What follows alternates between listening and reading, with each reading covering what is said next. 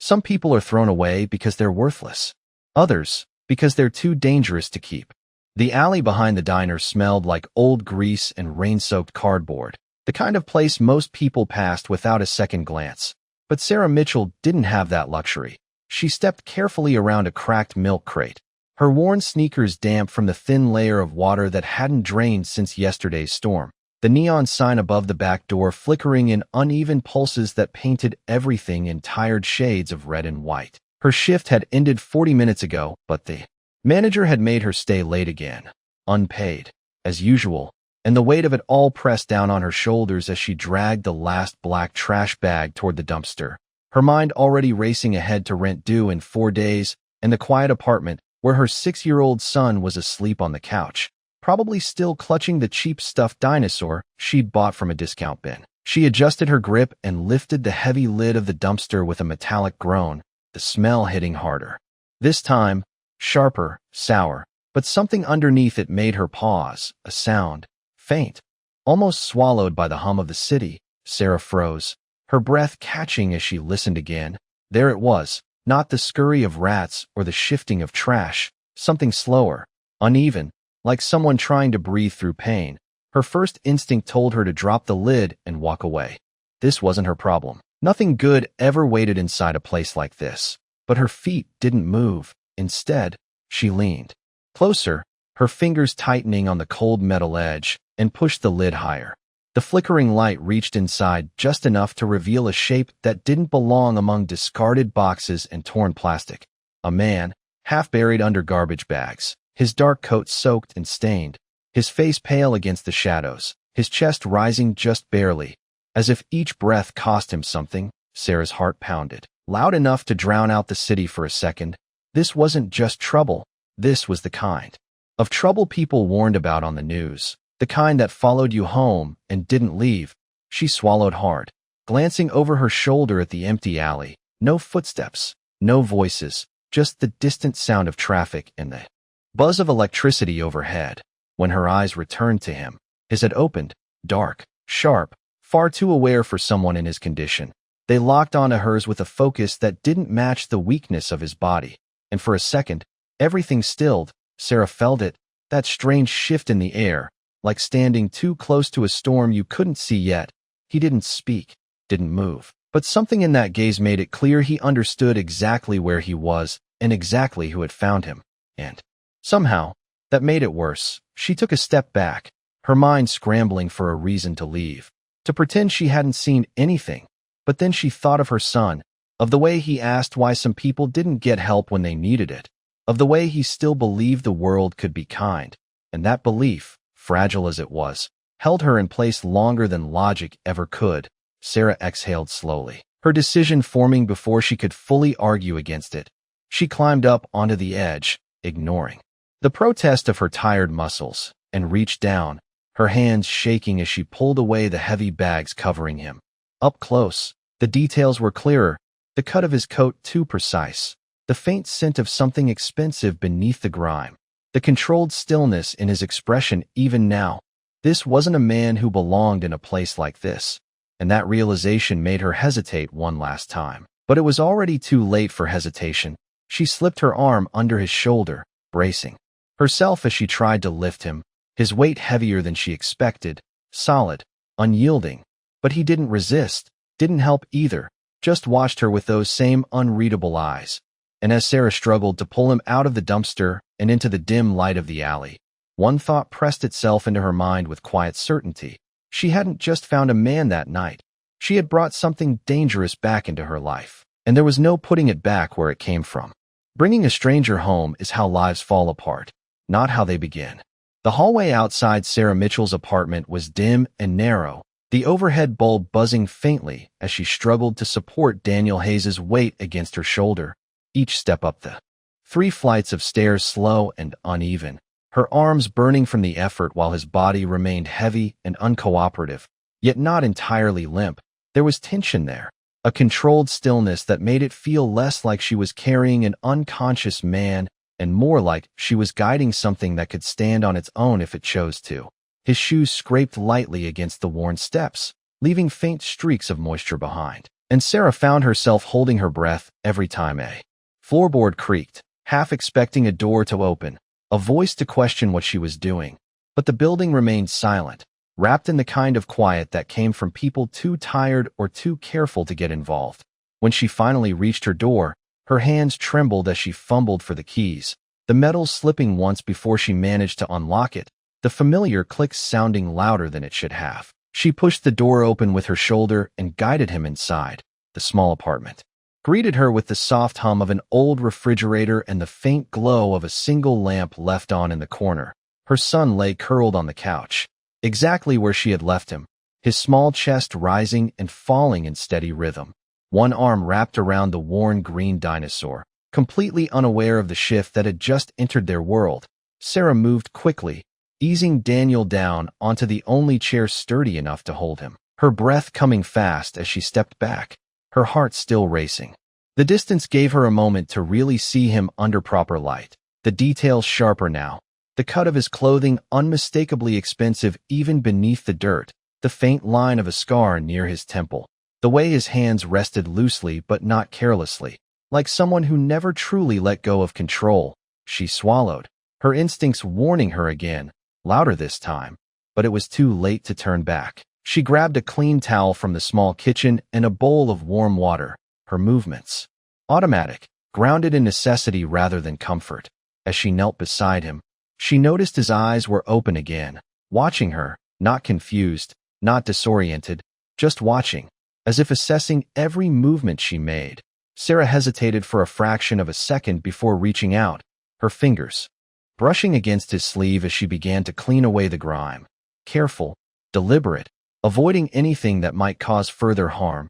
He did not flinch, did not pull away, but his gaze never left her, and there was something unsettling about the way he seemed to be memorizing her, her face, the room, the layout, everything. "You need to stay still," she said softly, more to fill the silence than to command him. He did not respond, but his breathing shifted slightly, steadier now, controlled, as if he had decided to cooperate. The minutes stretched, the quiet thickening between them, until a small sound broke it, a sleepy murmur from the couch. Sarah turned instantly, her attention snapping to her son as he shifted but did not wake. And when she looked back, Daniel's eyes had followed the movement, locking onto the child with a focus that was different from before, something less sharp, less guarded, almost distant for a brief second, as if a memory had surfaced and disappeared just as quickly. Sarah noticed it, the change, subtle but undeniable, and something in her chest tightened, not fear this time, something more complicated. She stood slowly, wiping her hands on the towel, trying to regain some sense of control over the situation. "You should not be here," she said, her voice firmer now, but it lacked conviction, because the truth was already clear. He was here, and removing him was no longer a simple choice. Daniel shifted slightly in the chair, the movement controlled despite his condition, and when he finally spoke, his voice was low, steady, carrying a weight that did not belong to someone found in a dumpster. "You should have left me there," he said, not accusing, not grateful, just stating a fact. Sarah met his gaze, holding it longer this time, something in her refusing to back down. "Someone should not be left there," she replied, and for the first time, something in his expression changed, not softness, not yet, but a pause, a calculation. Interrupted, and in that brief moment, the balance between them shifted in a way neither of them fully understood, because somewhere beyond the walls of that small apartment, the world he came from had already started looking for him, and it would not take long before it found where he had been taken. The moment you help someone dangerous, silence becomes the loudest warning. The apartment felt smaller after his words settled into the air, as if the walls themselves understood something Sarah Mitchell did not. She stood near the kitchen counter, her fingers gripping the edge just enough to ground herself while her eyes stayed fixed on Daniel Hayes, who had not looked away from her since he spoke, his presence filling the room in a way that did not match his condition. It was not physical strength, not yet. It was something else, something controlled and precise. Like a storm waiting for the exact moment to move, Sarah exhaled slowly, forcing herself to think clearly. "You need rest," she said, her voice steady but quieter now, aware of the child sleeping only a few feet away. Daniel's gaze flickered briefly toward the couch again before returning to her, that same unreadable expression settling back into place. Rest is not the problem, he replied. And there was something in the way he said it that made it clear he was already thinking ahead, already calculating things she could not see. Sarah felt a chill run through her despite the warmth of the room. She moved toward the small cabinet, pulling out a clean blanket and placing it within his reach, careful not to get too close this time. The distance felt necessary now, like a line she needed to keep, but even that felt fragile, as if he could cross it without moving at all. The silence stretched again, heavy but not empty, until a faint sound from outside broke it, the low rumble of an engine, distant but distinct in the quiet of the late hour. Sarah's head turned instinctively toward the window, the blinds drawn but thin enough to let in shifting shadows as headlights passed by. She told herself it was nothing, just another car in a city that never fully slept, but something in her chest tightened anyway. Daniel noticed it, not the sound, but her reaction. His eyes narrowed slightly, his body shifting just enough to show awareness without revealing effort. Who else lives here? He asked, his voice low, controlled. Sarah hesitated, the question catching her off guard. Just me and my son, she answered after a second, her tone guarded now. Daniel studied her for a moment longer, then leaned back slightly in the chair, the movement small but deliberate, as if testing the limits of his own condition. Outside, the engine sound faded, replaced by silence again, but it did not feel the same as before. It felt watched. Sarah crossed her arms unconsciously, trying to ignore the growing unease. You said I should have left you, she said, shifting the focus, needing to understand something, anything. Why? Daniel's expression did not change immediately, but there was a pause, a fraction of a second where something behind his eyes sharpened. Because people who end up like that are not alone, he said, his voice even, almost detached, but the meaning behind it settled heavily in the room. Sarah felt her throat tighten slightly, her mind filling in possibilities she did not want to consider. And now, she asked quietly. Daniel's gaze moved past her for a brief second, toward the door, toward the world beyond it, then returned, steady, certain. Now they will look for where I went, he said, not as a threat, not as a warning, just as a fact. Sarah's pulse quickened, the weight of her decision pressing down harder than before. She glanced at her son again, still sleeping, still unaware, and something inside her shifted, fear mixing with something else, something protective. She straightened slightly, her shoulders pulling back despite the tension in her chest. Then they are not coming in here, she said, the words leaving her before she could second-guess them.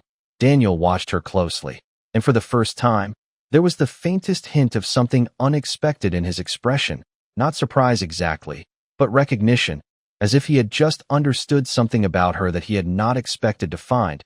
Outside, far down the street, another engine started, softer this time, but enough to break the moment. Daniel's head tilted slightly, listening, his focus shifting entirely. Now, and in that instant, the room changed again, the quiet no longer safe, the night no longer ordinary, because whatever had been set in motion the moment Sarah opened that dumpster had already begun to close in, and there was no longer any space between her life and his world, only the thin walls of an apartment that suddenly felt far too exposed. Danger does not knock. It waits until you feel safe enough to ignore it.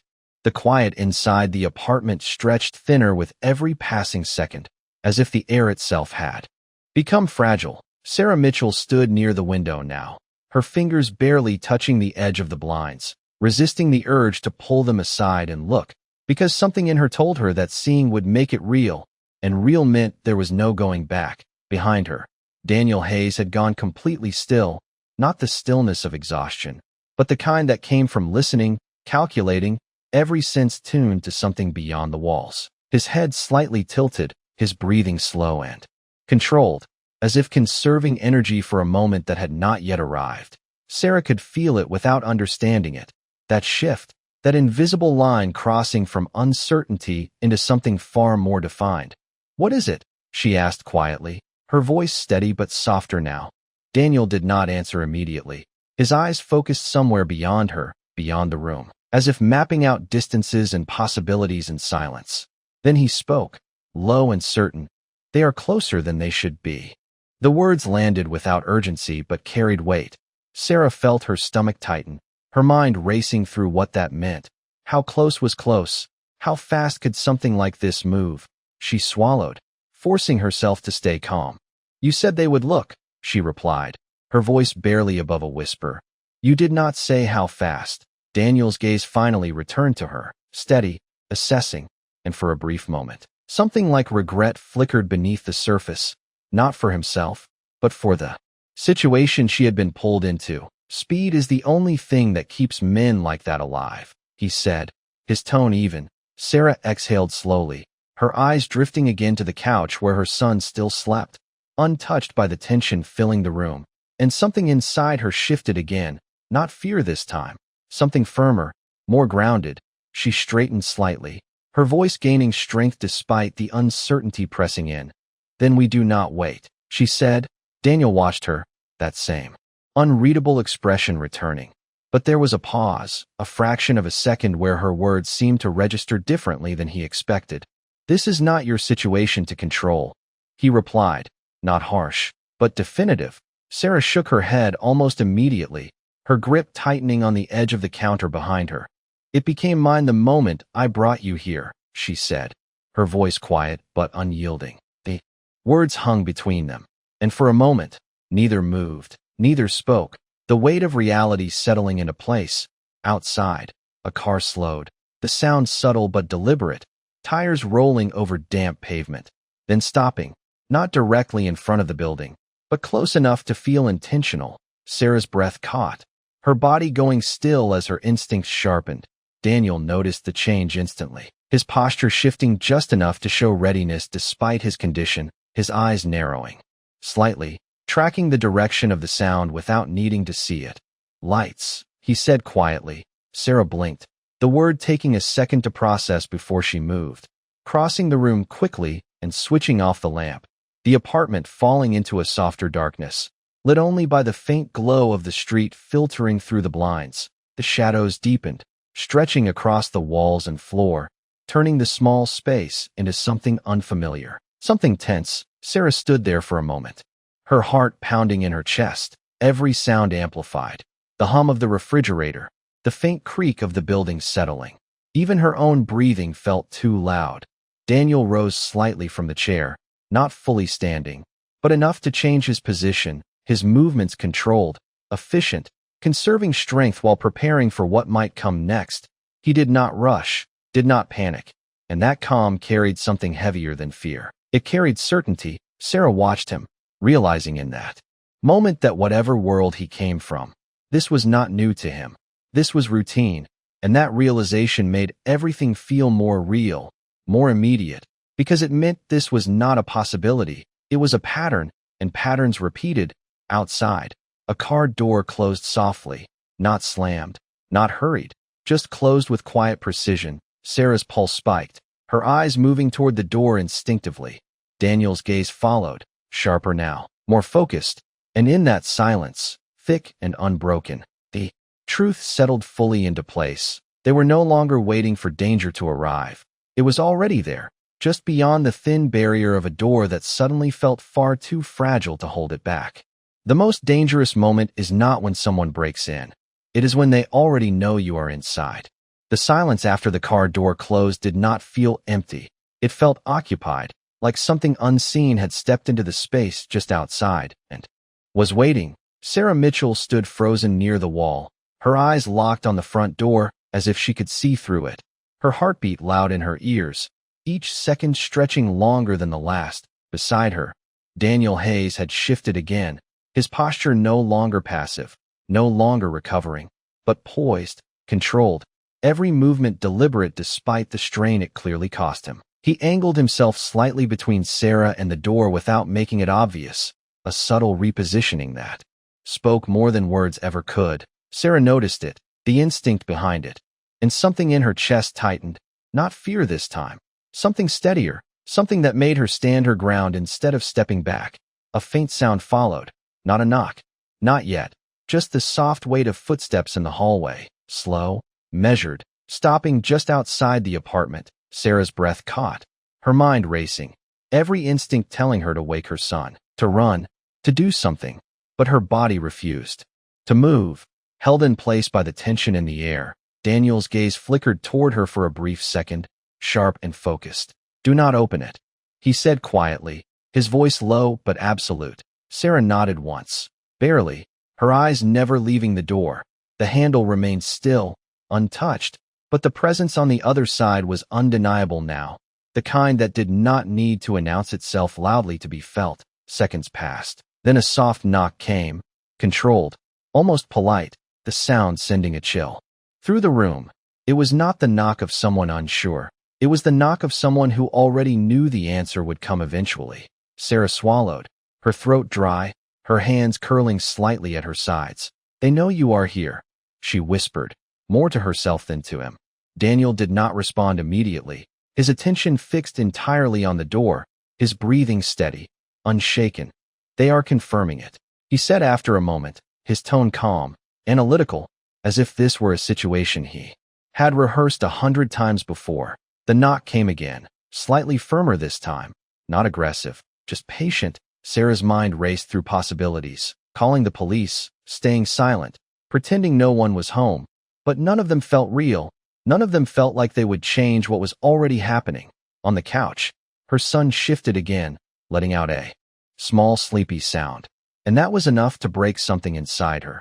She moved quickly, crossing the room and kneeling beside him, gently brushing his hair back, her touch light, careful not to wake him fully, but grounding herself in his presence, in something real and good and worth protecting. Behind her, Daniel watched the movement, his expression tightening for a fraction of a second, something unreadable passing through his eyes before it disappeared again. The knock did not come a third time. Instead, the hallway fell silent again, but it was not the same silence as before. This one felt heavier, more deliberate, as if whoever stood outside had made a decision. Daniel's posture shifted slightly, his head tilting just enough to listen more closely. And then he spoke, quieter than before. "They will not wait long." Sarah looked back at him, her eyes searching his face for something, anything that resembled uncertainty. But there was none, only certainty, only calculation, and something else beneath it, something that looked almost like restraint. "What do they want?" she asked, her voice barely steady.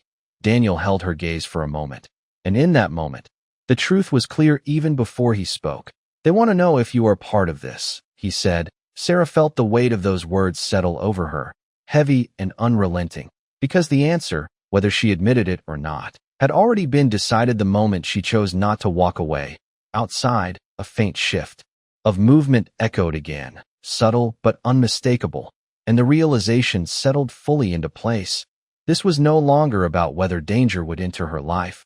It was about how far it had already come, and whether she was willing to stand in its path now that it had found her. When silence breaks, it is never by accident, it is by decision. The hallway remained quiet for a few seconds too long, the kind of quiet that felt intentional, as if whoever stood outside had already learned everything they needed without another word. Sarah Mitchell slowly rose from beside the couch, her hand lingering for a moment on her son's shoulder before she stepped away, her movements careful, controlled, but her mind racing faster than she could contain. Across the room, Daniel Hayes had not moved from his position, but something in his posture had shifted again, sharper. Now, more focused, as if an invisible line had been crossed, and there was no longer any need to pretend otherwise. His eyes remained locked on the door, calculating, measuring, already anticipating what came next. "They are not leaving," Sarah said quietly, not as a question but as a realization. Daniel gave a slight shake of his head, his expression calm but firm. "No," he replied, and the certainty in his voice settled heavily into the room. Sarah exhaled slowly, forcing herself to think, beyond the fear pressing at the edges of her thoughts. "Then we need to decide what happens before they do," she said, her voice steadier now, grounded by something deeper than panic. Daniel's gaze shifted to her again, studying her in a way that felt different from before, less like an assessment of a stranger and more like a recognition of someone who had stepped into something willingly, even if she did not fully understand it yet. "You should take your son and leave through the back," he said, his tone even, controlled, but there was an edge beneath it, something protective, something that did not invite argument. Sarah did not move, her eyes narrowing slightly as she considered his words. "And you?" she asked. Daniel's expression did not change. "I will handle what is here," he replied, simple, direct, as if that were the only option worth considering. Sarah felt a flicker of frustration rise beneath the fear, something stubborn and unyielding. "No," she said, the word leaving her before she could soften it. Daniel's gaze sharpened instantly, the shift immediate. "This is not a negotiation," he said, his voice still low but carrying more weight now. Sarah stepped forward slightly, closing the distance between them by a fraction, her chin lifting just enough to hold his gaze without hesitation. "You said they are checking if I am part of this," she replied, her voice quiet but firm. "If I run, that answers their question."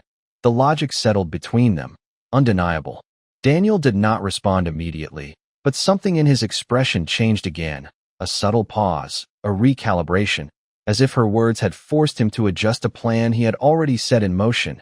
Outside, a faint shift of movement echoed again, closer this time, followed by the soft creak of the building settling under new weight, the presence beyond the door no longer passive, no longer waiting without purpose. Sarah felt it in her chest, that tightening, that awareness that time was no longer something they had in abundance.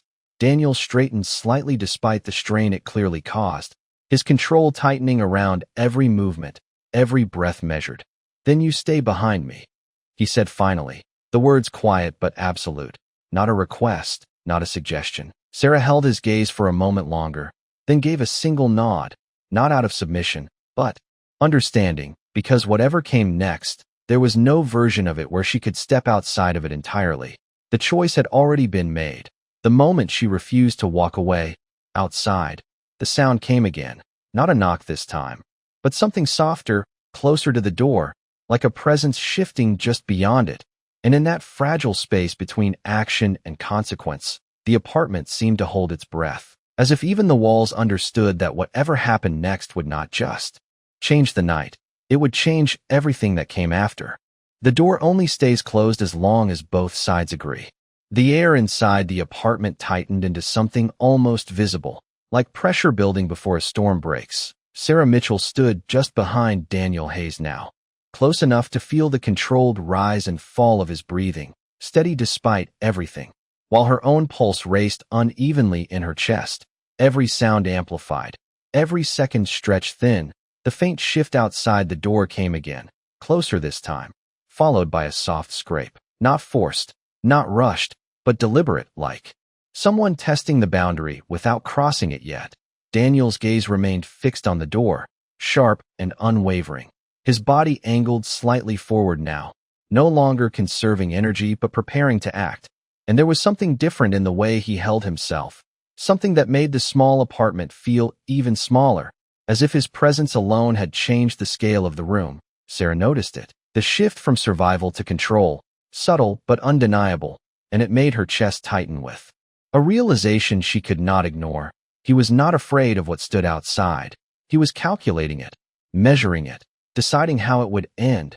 "Stay where you are," he said quietly, his voice low but firm, and this time there was no room for argument in it. Sarah did not move, not because she could not, but because she understood. The situation had moved beyond hesitation, beyond debate. It had become something precise, something that required clarity instead of panic. Her eyes flicked once toward her son on the couch, still asleep, still untouched by the tension that had taken over the room, and then back to Daniel, anchoring herself in the present. The scrape outside stopped, replaced by silence again, but it was not empty, it was full of intent. Then, without warning, a voice came through the door, calm, measured, carrying just enough volume to be heard clearly without raising alarm. "Daniel." The name landed like a key turning in a lock, precise and intentional. Sarah felt her breath catch, her eyes darting to him instinctively. But his expression did not change, not surprise, not tension, just recognition, controlled and expected. "You are not difficult to find."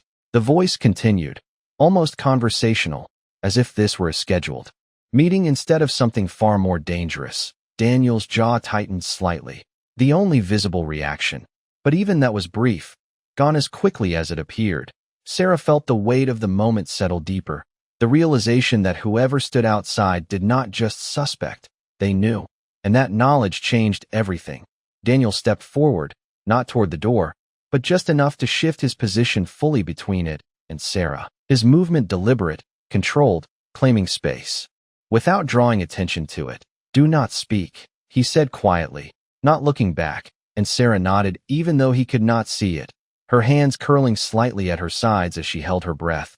The voice outside did not rush, did not repeat itself immediately. It waited, patient, confident, then came again, softer this time, almost thoughtful.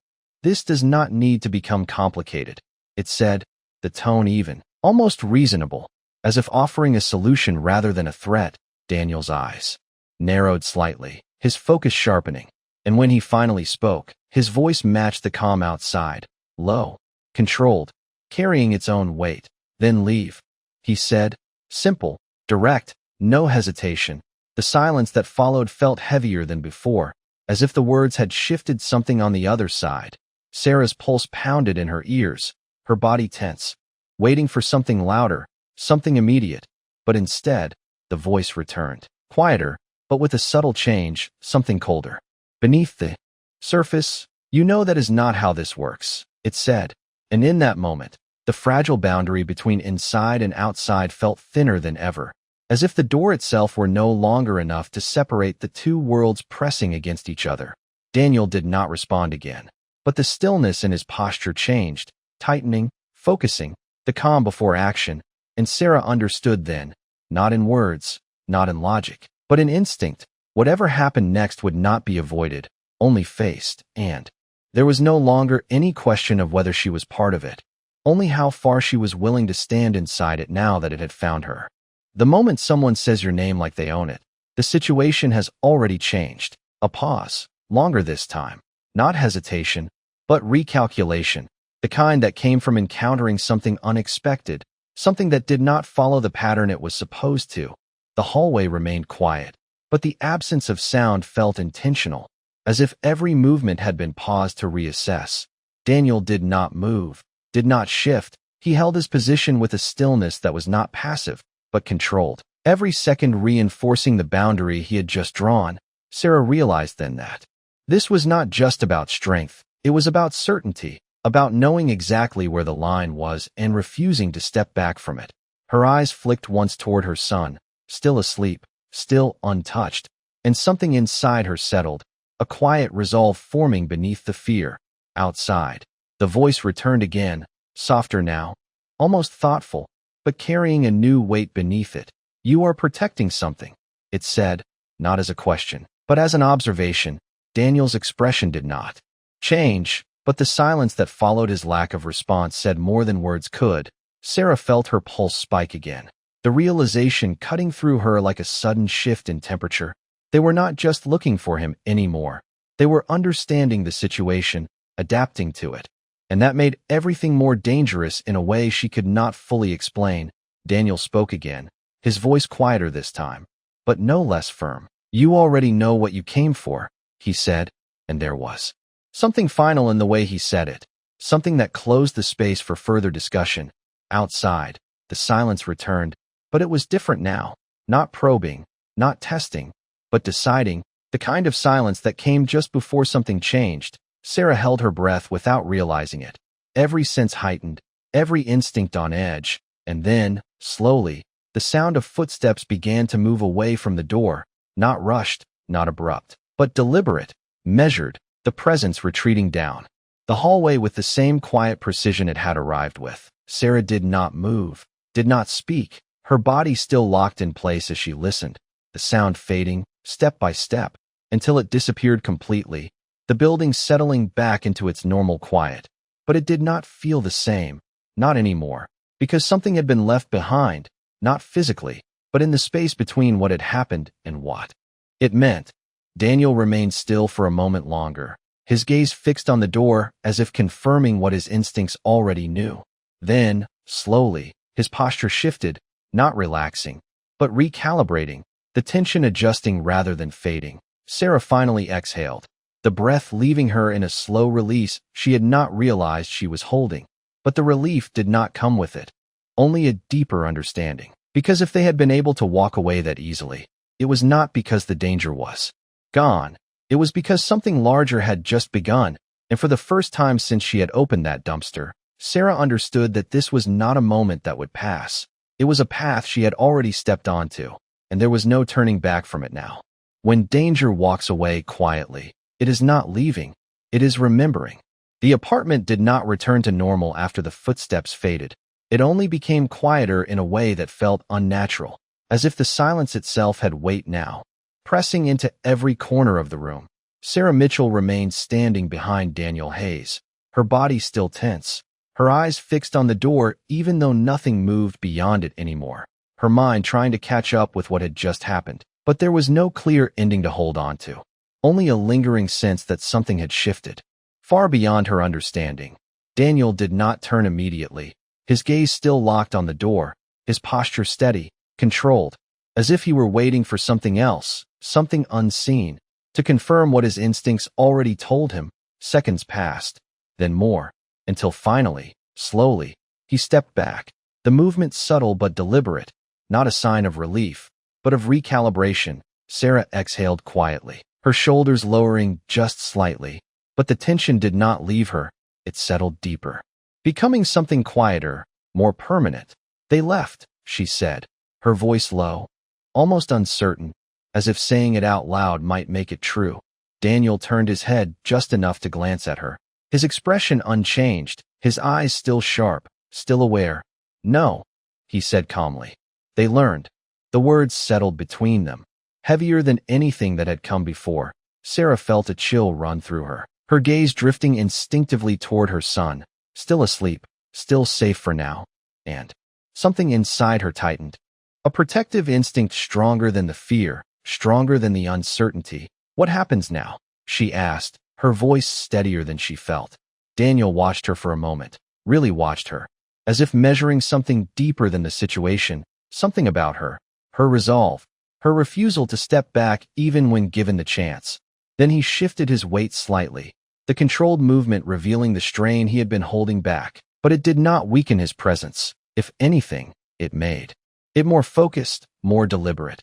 "Now they will not come like this again," he said, his tone even, matter of fact. "Next time will be different." Sarah swallowed, the implication settling in without needing further explanation, her mind racing through what that could mean, how far this would go, how much of her life had already been pulled into something she could not control. She crossed her arms unconsciously, grounding herself. "Then you cannot stay," she said after a moment, the words difficult but necessary. Daniel's gaze did not waver. "I know," he replied, and there was no argument in it, no resistance, just acceptance. But it was not the kind that meant retreat. It was the kind that meant adjustment. Sarah felt something shift in her chest, unexpected, unwelcome, the realization that part of her did not want him to leave, not because of what he brought into her life, but because of what he had already done without saying it. He had stood between her and something she could not even see, and that changed things in a way she could not explain.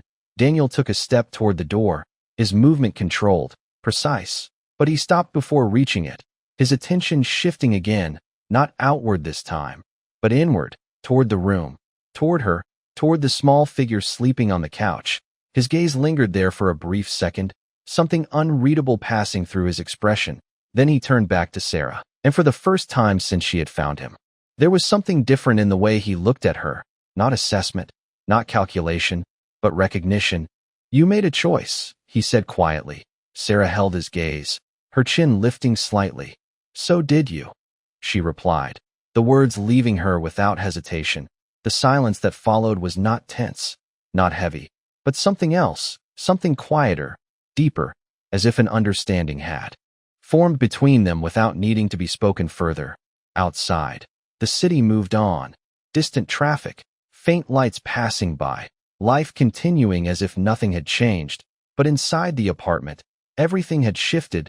Daniel reached for the door handle, his hand pausing for just a second before he spoke again, his voice low, controlled, but carrying a weight that lingered. "They will come back," he said, not as a warning, But as a certainty, Sarah did not look away, did not step back. Then, next time, she said quietly, her voice steady despite everything, they will not find you in the trash. Daniel's expression changed then, just slightly. Not a smile, not softness, but something closer to acknowledgement. And when he opened the door, stepping into the dim hallway beyond, it was not as someone escaping. It was as someone stepping back into a world that had already started moving toward him. And as the door closed behind him, the quiet that followed was no longer empty. It was filled with the understanding that this was not the end of anything. It was only the beginning of something neither of them could stop anymore.